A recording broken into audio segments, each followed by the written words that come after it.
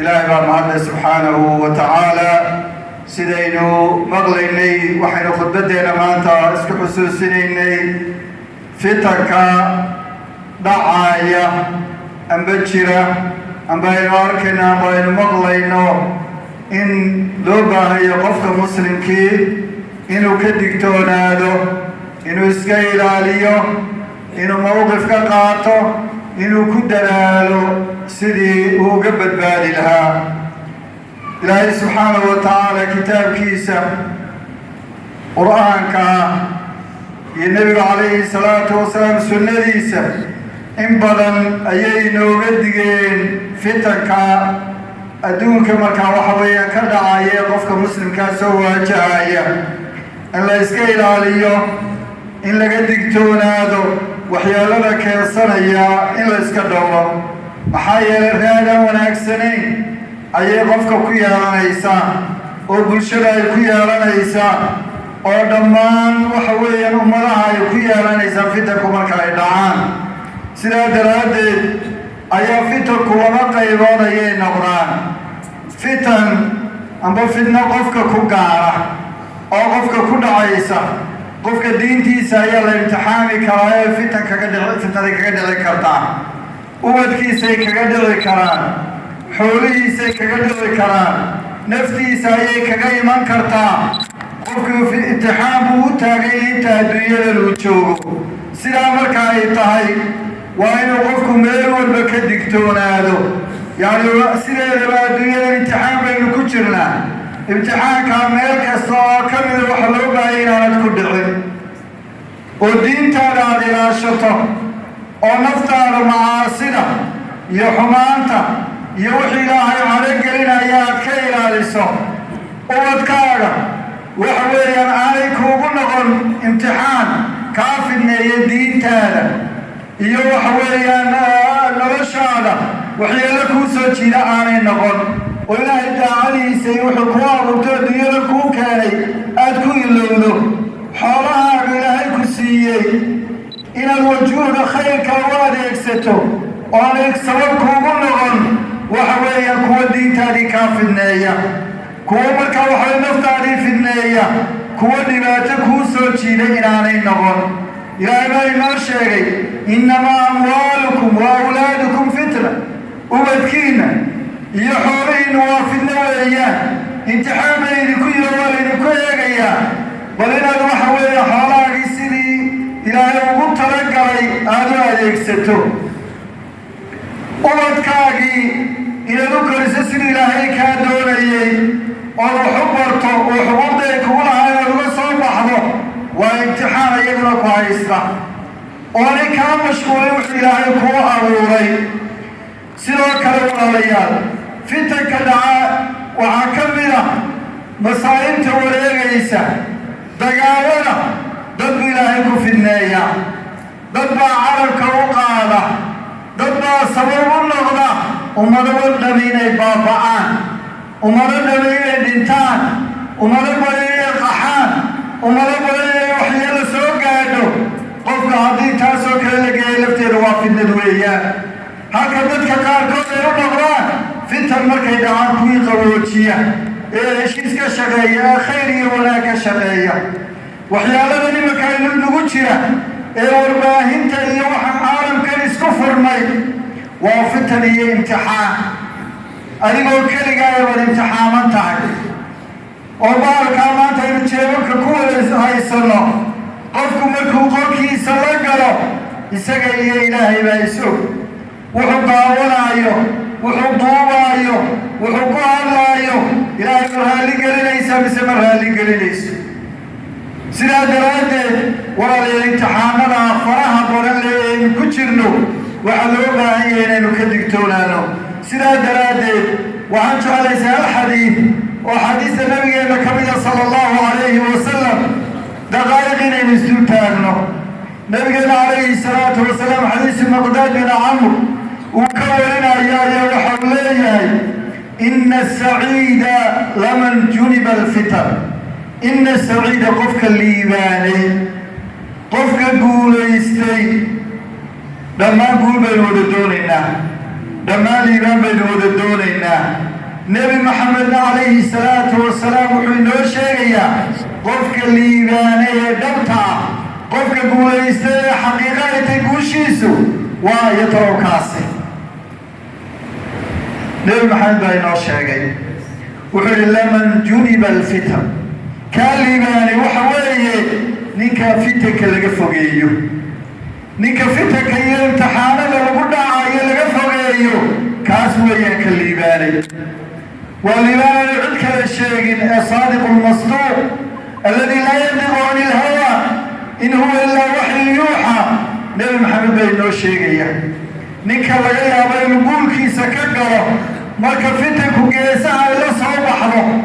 marka waxa weeyaan la kicinaayo ninka guulkiisa ka gala waa laydha hebel waa fule hebel maalinta loo baahanyay ma hadlo hebel waxa weeye dhinaciisa ayaa markaa waxa weeye dhaxantida xigta kaa weeyaan ka liibaanay waa kaa ka fadhiisanaya fitanka dad badan qaadanaysa ee halaagaysa ee waxyeelaynaysa kaa weeye walaalayaal qofkaas ayaa liibaanay 3 jeer buu nabigu ku celiyay calayhi salaatu wasalaam inna saciida laman juniba alfitan inna saciida laman juniba alfitan inna saciida laman juniba alfitan fitnadaas waxa weeyaan waa imtixaan qofka soo maraya oo imtixaamada iyo arrimaha aynu sheegnay lagu imtixaamayo waxyaabada markaa lagaga badbaadayo waxaa ka mid a fitankaa wareegaya ee dadka qaar ay ku dhacayaan ee hebelkii aad taqaanay maalin keliya aad waayeyso hadal yaroo meel ka hadlay ayaa qofka uu ku qiimo dhacaya hadal yaroo uu ku hadlay ayaa bulshada khatar gelin karta hadal yaroo markaa waxa weeyaan ayaaba dagaal sababi kara sidaa daraaddeed ayaa waxyaabada aynu kaga gaashaamanayna fitanka dhammaantood waxaa ka mida qofka muslimkii inuu aada ugu dadaalo inuu ka mid noqdo dadka ilaahay ka baqaya subxaanahu wa tacaala adduunyada keligaa baa timid ilaahayna keligaa waad hortegaysaa waanu kula xisaabtamaya ku dadaal adigoon culays ku saarnayn inaad ilaahay subxaanahu wa tacaala hortagto ilaahayna wuxuu leeyahy waman yattaqi illaaha yajcal lahu makhraja qofka ilaahay dhab uga baqa ilaahay ciriiri kasta iyo dhib kasta iyo fitan kasta oo yimaada meel uga baxo ilaahay subxaanahu wa tacaala u saaraya oo ma saamaynayaan wixii dhibaato ee yimaada sidoo kale kitaabka iyo sunnada nebigeena u noqono oo gowsameedkeenu ku qaniinno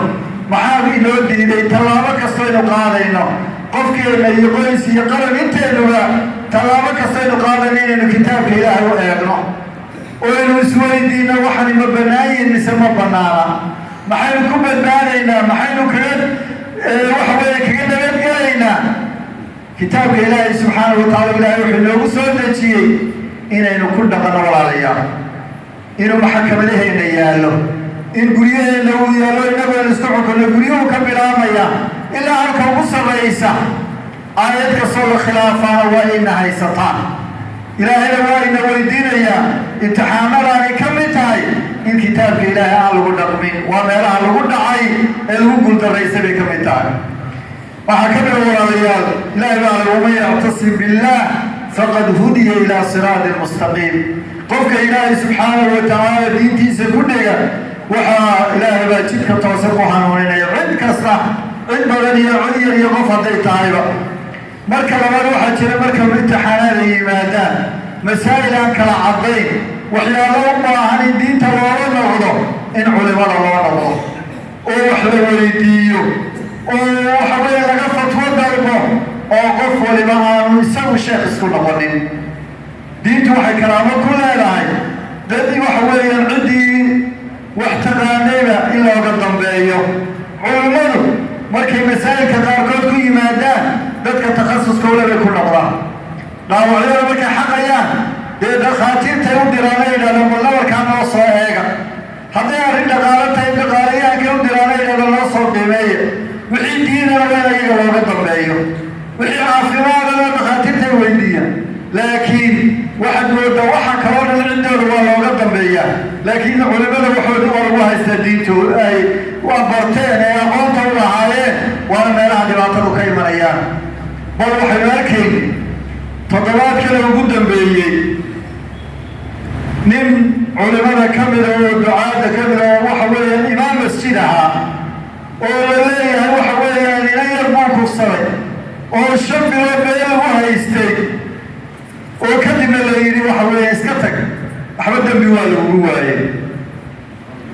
ayu jariimatin haadi dembiga ka weynay kaas ka dhacaya waddan muslim waa maxay dadkii waxaa ka dambeeyey ee ka shaqaynayey in waxa weeya sidaa lagu dhaafo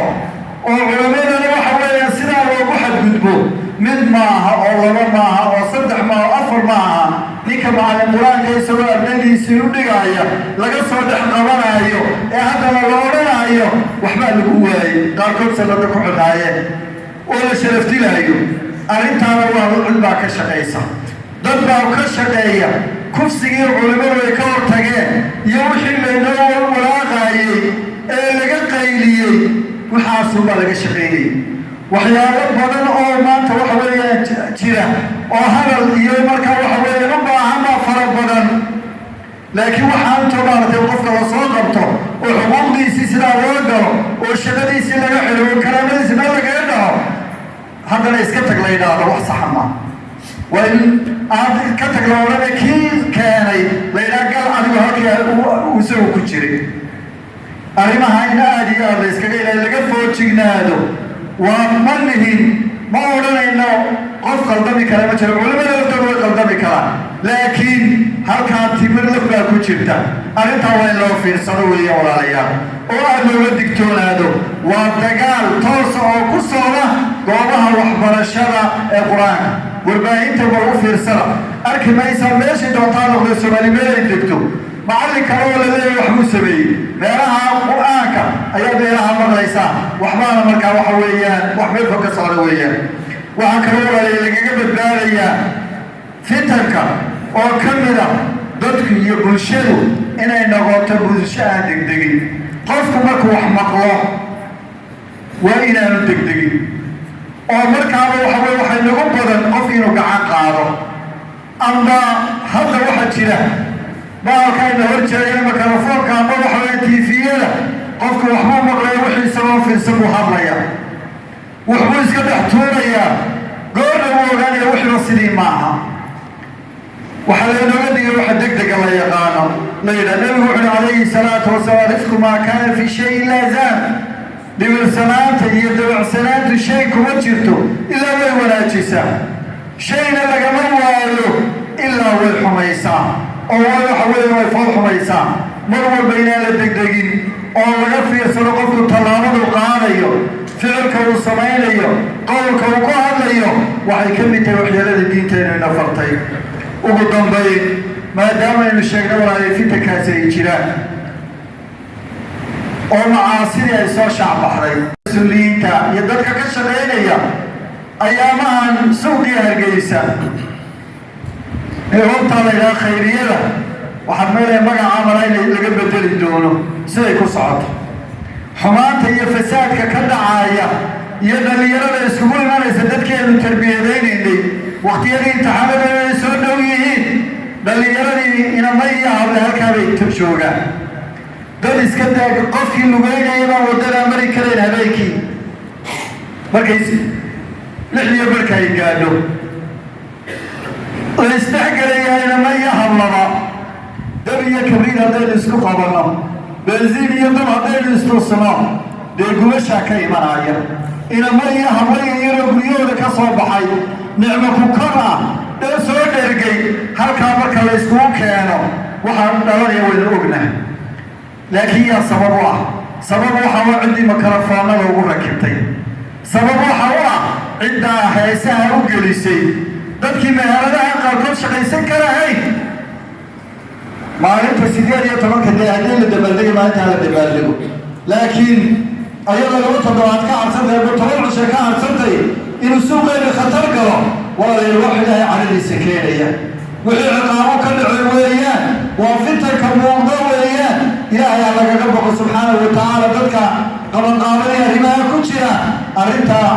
ilaahay ha kaga baqaan oo waxa weeyaan dhallinyarada yaanay fasahaadin inanta halkaa waxaa intay dhex gashay loo dhowleena waa la kufsaday ama waa la dilay yaa sabab u ah ninkii masanaacadda ugu xidho dembiga waxbaad ku leedahay ilaahay horti وقدمي ولا ليام وحن شهرهاي إن الدرين كنا لقى السمين ودع إن ضدك مسلمين تاع إيه باتيسن يضدك وحويان أدودو ضدك على الإسلام كل اسمه كاشدان ودك أن وراءنا هي السودان في تنبربا كتاعي أيها ما ليسكت لا يقول ليسكت شبيه سمعنا عنا أيها ما يعلوين لكن در على الإسلام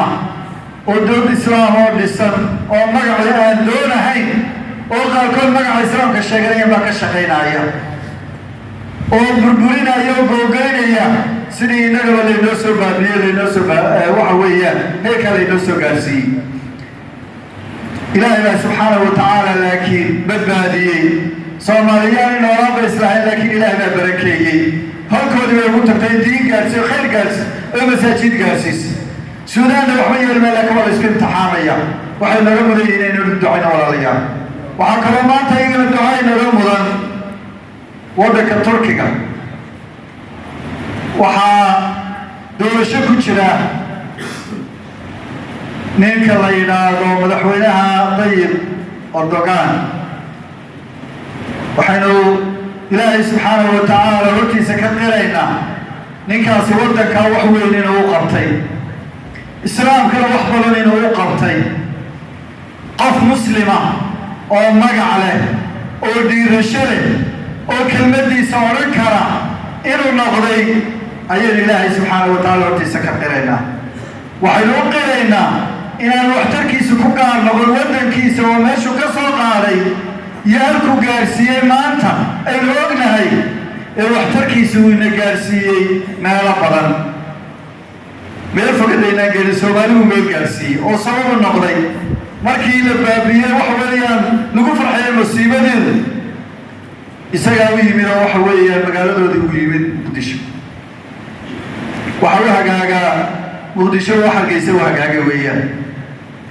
نكاس عنده مقولة ديالك كلش توقع المسلمين شاقريا أفكار كشاقريا لكن إلهي أقول كله أوجاي إلهي وحنا برينا سبحانه وتعالى بريوا حدا بريما ساد مقولة جاي إن إلهي سبحانه وتعالى بوش السيو عالم يسوس قصة الله يستنى إلهي وتشبيو كوا مسلمين تشجعون وكوا قالوا يا عاد وحيانا الله يا وكله مرة حيانا نقول دلنا يا سياسة ولا ريمو الجدع لا نحكي هذا ما يبغى كده حشرين المرار كيا وربعين تولا مسكري لايين وسياسيين تولا مسكريين إلى روح المسكرين وجوش السيو ولما إلهي سبحانه وتعالى وسبب كله خلافة النجدي من خلافة المسلمين تبغون سنة لقيت شوقا مالنتي لبابية خلافة المسلمين الدولة دي كمان بحيسي حتى بربرين نوع سوق هذه الدولة العثمانية بربرين وطبيها إلى مكة يا عبان واتيوصل ويسره الدولة العثمانية واتيك هذه إلا يروح ويا تنزانيا حقنا إلا يروح انت كودة تلينيسي بقول سنة لقيت شوقا والله مو قالوا بقول كعصرة markay dhamaaneen heshiisyadii waxaynu ku jirnay waynu gelaynaa anaga waxaan doono sameeynayna boqolkii sano maanta lagu tartamaya waa 320 kun 923 baa khilaafadii islaamka ee muslimiinta ka wada dhaxaysay la riday sanadka bay ku buuxdaa ilaahay waxaanu baryaynaa subxaanahu wa ta'aala guusha inuu siiyo khilaafadii mid ku dhawaaqo uu noqdo oo uu yiraahdo waxa weeyaan tuulayaasha loo qaybiyo muslimiintii كل ما عليها هو رأيه حطوا إلى هذا تاجر بالمهل الدولة إلهي وحن برينا ضدك مسلمين تا ملك السجوجان إنه قرقارو سكارة وكانوا مسلمين ما توحطوا صاروا غزة وحطوا دعاية غزة وغير فلسطين كبير ضد دين أول بلغ حيني أنت يهودي كحيت ما يتكلم مسلمين بكحيته مسلمين تبغى كما صوب حكرتان أنت إذا ما يمن كرتو هو إذا ما يمن كرو إسرائيل بدو شيء كجراء عيسى حتى روح الجوي والباقي لقى كابو إلا درعيو لكن ركب ينقذ هل كان يقول شو قدرتك كتيرة أيه هردلو دين إسرائيل إلى هاي يقول شاسين إلهي عدو الهجبي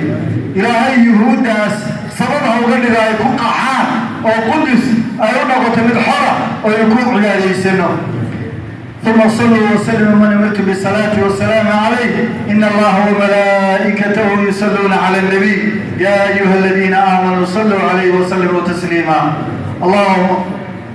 ورضي الله عن خلفاء الأربعة وسائر الصحابة والتابعين ومن تبعهم بإحسان إلى يوم الدين اللهم أعز الإسلام والمسلمين اللهم أعز الإسلام والمسلمين وأذل الشرك والمشركين يا رب العالمين اللهم انصر إخواننا المسلمين المضطهدين في كل مكان يا رب العالمين اللهم اصلح بين إخواننا المسلمين في السودان يا رب العالمين اللهم من نصر الحق منهم فانصرهم يا رب العالمين اللهم انصر إخواننا المسلمين المضطهدين في فلسطين وفي غزة خاصة يا رب العالمين اللهم انصرهم وانصر على عدوهم يا رب العالمين اللهم عليك باليهود يا رب العالمين اللهم عليك بهم فإنهم لا يعجزونك يا رب العالمين اللهم انصر من نصر الإسلام من إخواننا الأتراك يا رب العالمين يا حي يا قيوم برحمتك نستغيث ومن عذابك نستجير وآخر دعوانا الحمد لله رب العالمين وأقم الصلاة